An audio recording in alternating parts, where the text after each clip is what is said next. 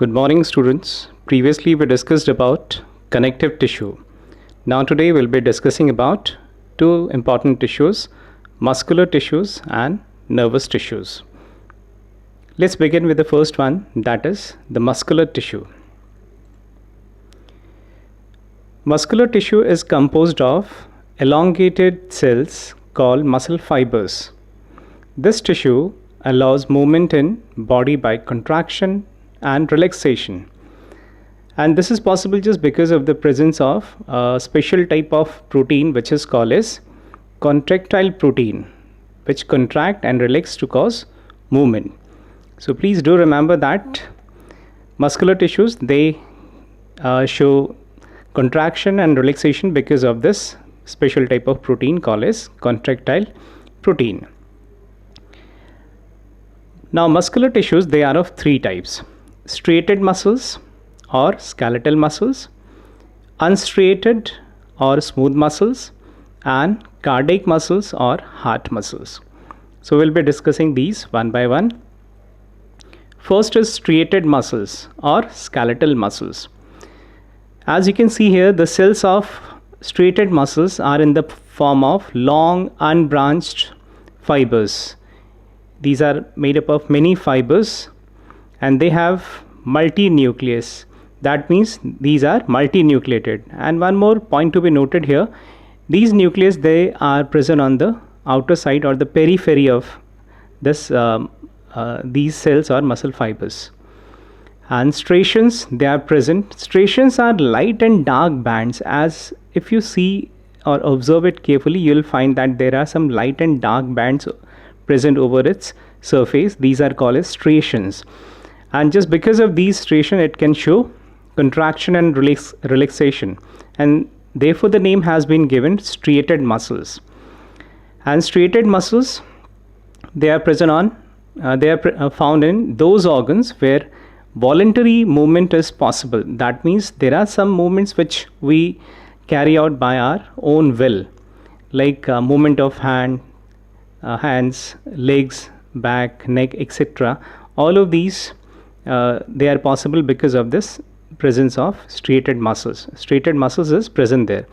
So therefore this muscle is also called as a voluntary muscle, as it works as per our will. And skeletal muscle, since it is in connection with the bones and helps in movement of different body parts, so therefore it is also called as skeletal muscle. And why striated muscle? Because it has light and dark bands present over the surface. And the characteristics is, first is they are cylindrical, second they are multinucleated, and they have light and dark bands present over their surface. Now second is unstriated muscles. Unstriated or smooth muscles, these are one and the same thing.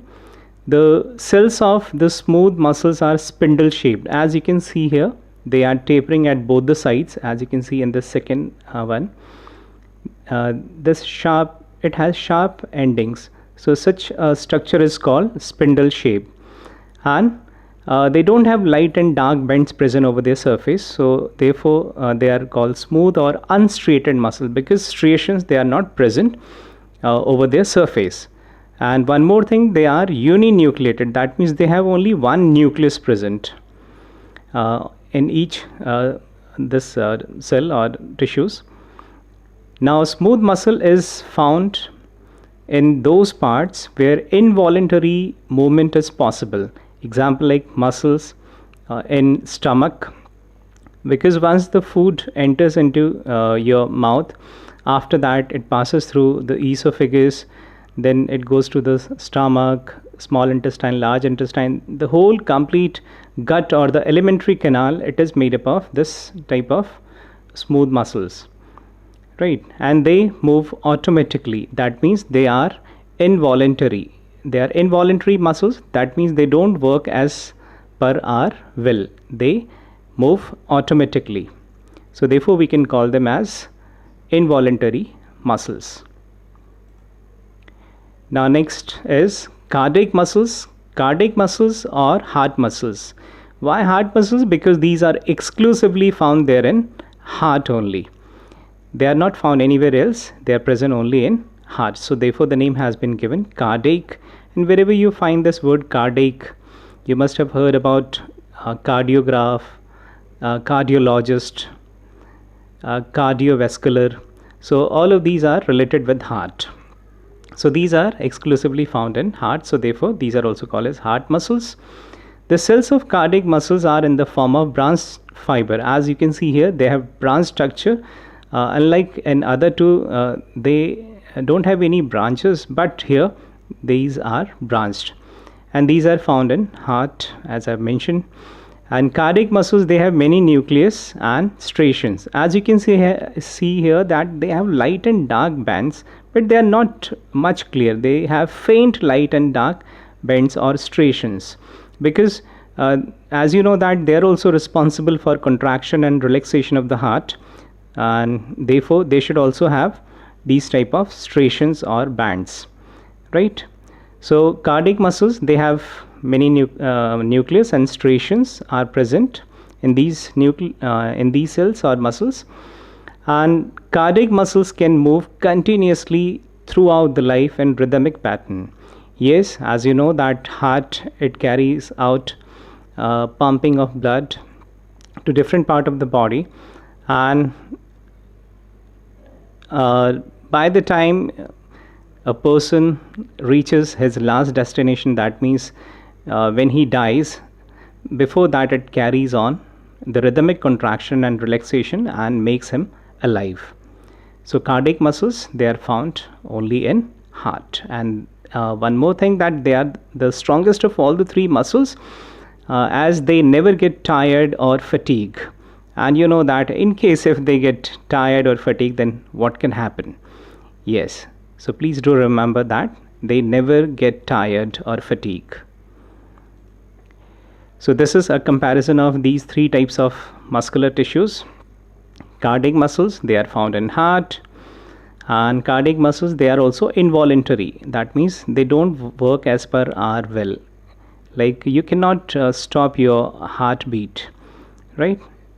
And second is skeletal muscle, and as you can see, they have striations and light and dark bands present, and they are present in those parts which work as per our will. And smooth muscles, that is unstriated muscles, they are found in the alimentary canal, I've mentioned. So they are also involuntary, right? So cardiac, they are involuntary in action, and skeletal or striated muscles, they are voluntary, and smooth muscles or unstriated muscles, they are also involuntary. Now next type of tissue is nervous tissue. Nervous tissue, it makes the nervous system and is composed of specialized cells called neuron. Yes, please do remember this. Neuron is the basic structural and functional unit of a nervous system. A neuron consists of a cell body which is called cytone. As you can see here, this is the cell body or the cytone, and it has a nucleus, and the cytoplasm is also present there, from which numerous hair-like structures they arise, and these numerous hair-like structures, they are called as, or branch structures called as, dendrites. These are called dendrites, and where they join this cell is called dendron. So these dendrites, they are in turn connected with the other neurons. So one long extension is present which is called the axon, and this axon ends into synaptic terminals or the nerve endings. Neurons are connected to end to form nerves through connective tissue, and nervous tissue, they are found in brain, spinal cord, and nerves. Students, as you know that living organisms, they have a very important characteristics, that they show response to external stimuli. Stimuli means anything that causes a living thing to react, and we as living thing, we show response to external stimuli. That means if any action or any stimulus is given to us, then in response we show some reaction. So that is just because of the presence of these type of neurons or the nerve cells. So later in higher classes you will be learning that there are three types of neurons. Like first they are sensory neuron, second relay neuron, and third is motor neuron. Sensory neuron, they are present in our sense organs, and they help in collecting the informations from the surrounding. And then relay neuron, which is present there in the brain and the spinal cord, which helps in passing the informations to the motor neuron. And motor neuron then it passes the information in the form of nerve impulses, which are basically the electrical and chemical signals, to the effector part. That means the muscles or the glands where the response has to be shown, or by which the response has to be shown. So nerve cells, they are very important as they help us to know our surrounding. And because of those sense organs which we have, we can easily know our surrounding, because nervous tissue, they are present in our sense organs, whether it's by just seeing, hearing, tasting, touching. That is all because of these nervous tissue which are present in our different sense organs. Let's see what are the different functions of nervous tissue. They give ability to respond to stimuli. Yes, I've already mentioned stimuli means plural of stimulus.